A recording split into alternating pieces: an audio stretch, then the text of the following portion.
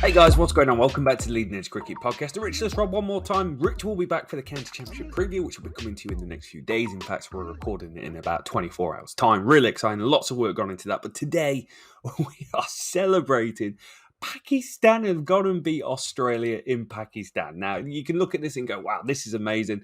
This is the first time they've beat them in decades in Pakistan. And you're correct, because Australia haven't been there in decades. But the fact they lost the Test series 1-0 on two roads and then one that did a little bit. It had huge, very similar outcomes to what happened with the West Indies versus England in their Test series, except West Indies took the cherries there. But here, Pakistan have come from behind and have gone and done it.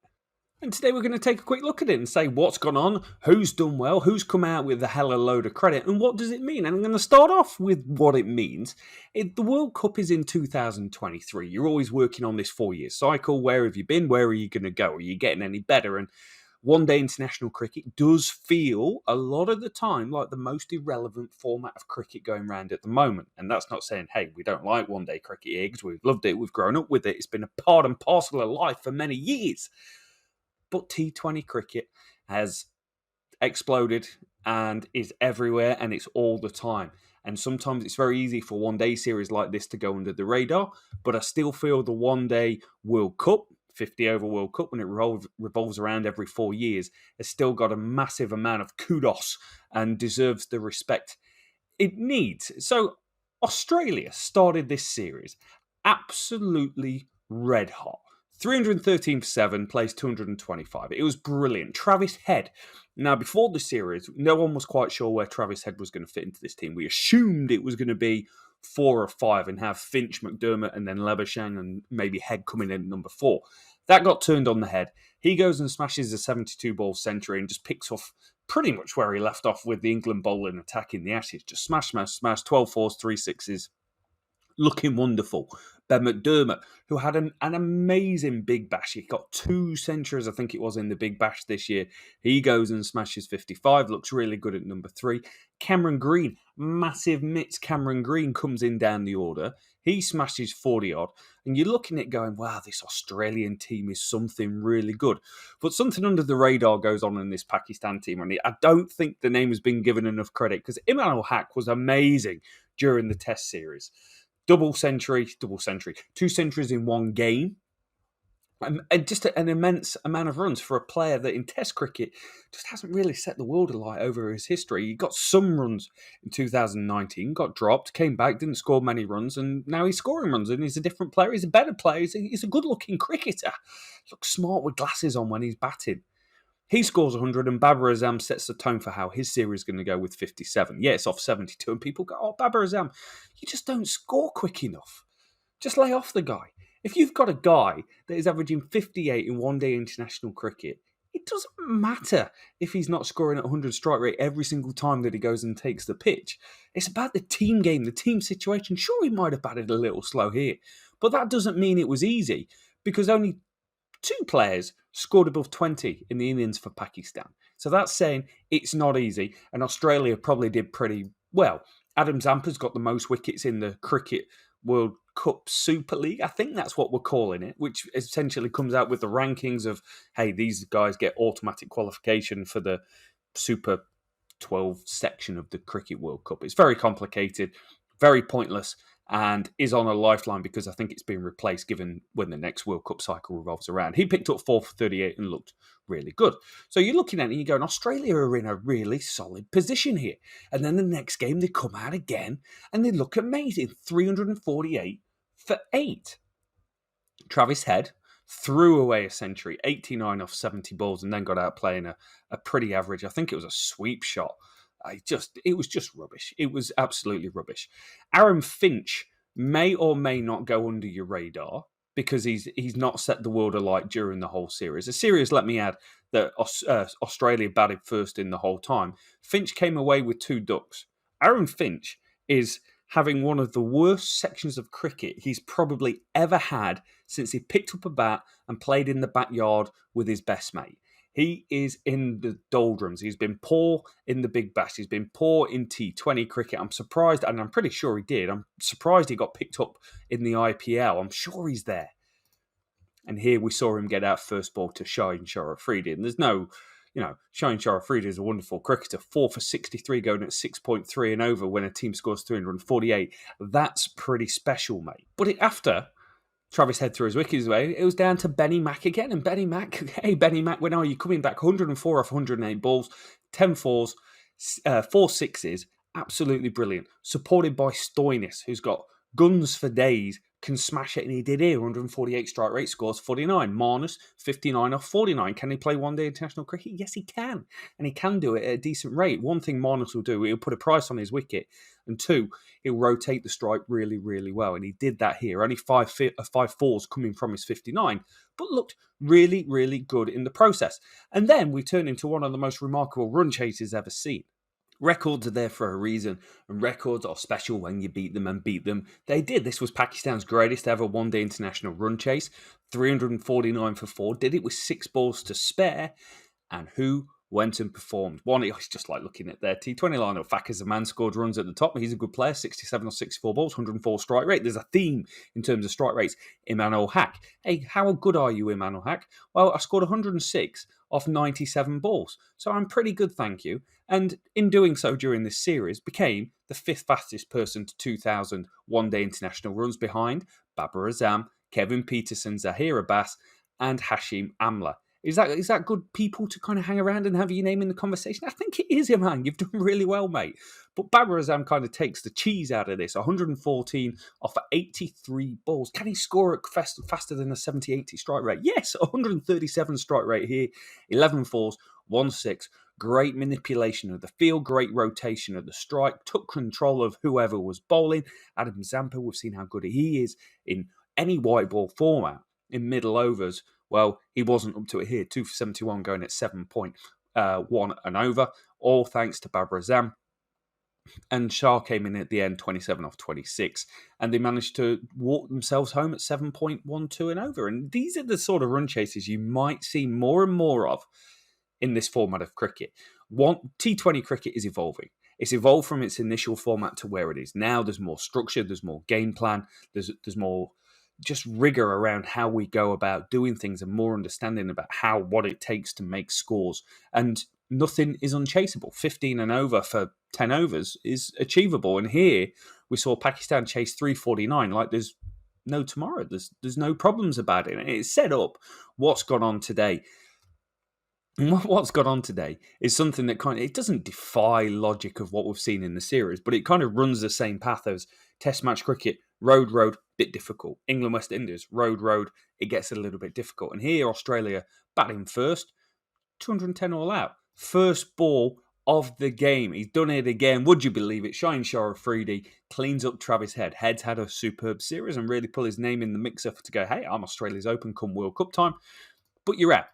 Haris Rauf, who is a wonderfully talented cricketer and is off to ply his trade in England, even in county cricket at Yorkshire next year. He picks up Aaron Finch. Labuschagne doesn't last long. He goes. Haris Rauf gets another one. Nicks off. Benny Mack hands around. He gets 36. Stoinis comes and goes. And this might be the problem with Stoinis. Stoinis coming into this lineup at 5. Goes at a run of ball. Scores 19. Stoinis has got to be your guy that's batting the last 10, 15 overs of the innings. And yes, they are missing an injured Mitchell Marsh who... it's hard to know where to place him in, and the missing Steve Smith. So there is pieces missing, and I think Aaron Finch, the captain, has got to be the one. Very similar to Owen Morgan, doesn't perform, but is he the right leader for the team? It's a different conversation to have, and maybe a difficult one to have with the skipper. Alex Carey comes of age in one-day international cricket, scores 56 off 61. Sean Abbott, who is an amazingly talented cricketer, could potentially play all formats at some stage for this Australian team. He scores 49 off 40 and Cameron Green 34 off 47. They get them up to 210. But Haris Rauf, Shaheen Shah Afridi and Mohammad Wasim, 3 for 40, really did the damage for them. And then, is it a cakewalk? Well, you've knocked off 214 for 1 in 37.5 overs. And who has done it again? Imam-ul-Haq, 89 not out off 100 balls. Babar Azam, 105 off 115 balls. Babar Azam is he's living in a different world. Since the last World Cup rolled around, Babar Azam, we don't play as much one-day international cricket as we used to, but he's scored over 1,000 runs. He's done it an average of 87, which is better than anyone else. His 1,048 runs is the second best. His strike rate, let me get this straight for you. Out of anyone scoring over 650 runs, his is the best. Better than Kohli, better than Tamim Iqbal, better than KL Rahul, better than Shikhar Dhawan, better than Quinton de Kock. In fact, you've got to go down to 637 runs to find Johnny Bairstow scores at a rate of 110. That's quite remarkable. But what makes it even more remarkable is that he scored the most hundreds in this time. 600 350s. Add them together, that's 9 innings where he scored more than 50. He has only played 14 games of cricket and had 14 innings. That is incredible. Hands down, the best one-day international cricketer in the world. And don't overlook Imam-ul-Haq's just amazing presence during the season. In fact, both of them, both scored 200s, both scored a 50. Imam-ul-Haq, 298 runs, most in the series, highest of 106, average of 149 and a strike rate over 100. Babar Azam, 276 runs, 200s, 150, a strike rate of 102. It's incredible, actually. And Fakhar Zaman up at the top, average 34 and 108 strike rate. These are absolutely amazing numbers being put together by this Pakistan team at the moment. And they're a Pakistan team that in no way, shape or form should you be overlooking come World Cup time. Sure, we look at their record since the last World Cup rolled around. They've played 14 games. That's Babar Azam playing every single one, and quite rightly so. Won 8, lost 5, tied 1. It's not bad. But in terms of kind of win-loss ratio, England are above them, and Bangladesh are above them, and New Zealand, who's only lost 1 during that time. But likewise, they've only played 9 games. It's been 3 years since the World Cup revolved around. Is one-day international cricket the most dying format going around? And it's quite painful. There's not more formats. We definitely don't need more formats, but there's not more one-day international cricket rolling around because it's so good when it does, and it lasts a whole day, which is great. It's a great day out for all the family to go and watch it, and it produces some amazing, meaningful cricket, and you get to see structure, more structure of innings going around. And that's what you've seen a lot from Babar Azam and Imam-ul-Haq. You've just seen quality cricket shots, doing it on a high stage against a really world-class team like Australia. I may be harsh on Aaron Finch, but Aaron Finch, as a white ball specimen that he is, he's a monster. He can hit a long ball. He hits a good ball. He's getting rather susceptible. In one-day international cricket, he's averaging 7 this year. But this is the first time he's played one-day international cricket since 2020. And you've got to go back to 2016 for the last time he averaged under 40 in a calendar year. Likewise, his T20 average for Australia since 2018 has come down from 40 to 35 to 33 to 28 to 15.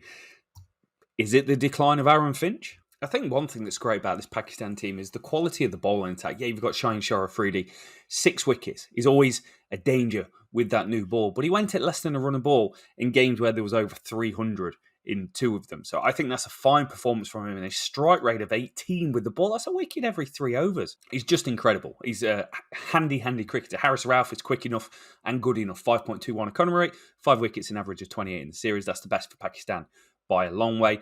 They are a good spinning team. They're missing Shabad Khan for this series. Likewise, Australia are probably going to be looking at it going, we're a little bit disappointed with this, with our bowling attack.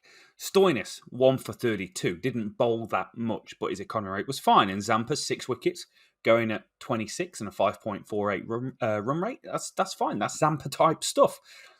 Cameron Green, 12 overs, went at 6s, no wickets. Berendorf, no wickets for 51. Travis Head, 2 wickets for 72. He's more of a filling. Ellis didn't show me that he's an international cricketer with his 3 wickets at 140. Mitchell Swepson, 2 wickets at 103. And Sean Abbott, 1 for 125 at a 6.57 economy rate. You want to look at it, you want to go, why did you lose the series even though you scored a whole bunch of runs? Is even the fact there was a whole bunch of runs on the board, the Pakistani bowling attack picked up wickets. This Australian team did not pick up wickets. In fact, there was only 14, 15 wickets taken for Australia during the whole series. You put that in comparison, Pakistan went and took 24. They played on the same pitches, similar conditions. You know, the pitch doesn't change that much the whole time. So it is disappointing for Australia that they've not been able to step up. They've not been able to win the series. But it will be a great learning experience. None of these guys would have played in Pakistan before. They've played some test cricket. They won the series. That's fantastic. They've played one-day cricket now there. That's awesome. And they've got one T20 coming up, which again is only going to aid to the experience of quite a lot of young, inexperienced players in this team and hopefully make them better going forward. And the last thing that shouldn't be overlooked is how much this will mean for Pakistan cricket fans. They've had a huge exodus of teams over the years, and then people saying, oh yeah, I'm going to come round, I'll be there at 8, mate. And then, sorry, New Zealand, England cancelling at the last minute. New Zealand through security concerns, never quite been released what they were. England through bubble fatigue. So this cricket-loving, cricket-passionate nation have been deprived of high-quality cricket for a long time. They've got the PSL, they've got a great first-class system and one-day competition that's been revamped over recent years, and that's wonderful. But it doesn't beat watching your team play against the best in the world. And this Australian team is one of the best in the world, given any format that comes up. They're number one in Test match cricket. They won the T20 World Cup. They'll always be in a conversation when World Cup revolves around one-day international cricket, given their lineage around the competition. And it's just huge for this Pakistan team to go and pick up a win. And I saw things going, ultra dominant Pakistan team. They're a good Pakistan team. They're a growing Pakistan team. They're a getting better Pakistan team. But when you look at the world rankings, particularly around one-day international cricket, they're only 7th in the world. They've got Bangladesh in front of them. And I'm not going, you're behind Bangladesh. But it is going, you're behind Bangladesh. And there's a reason you're behind Bangladesh. One, you've probably not played as much cricket as what you want.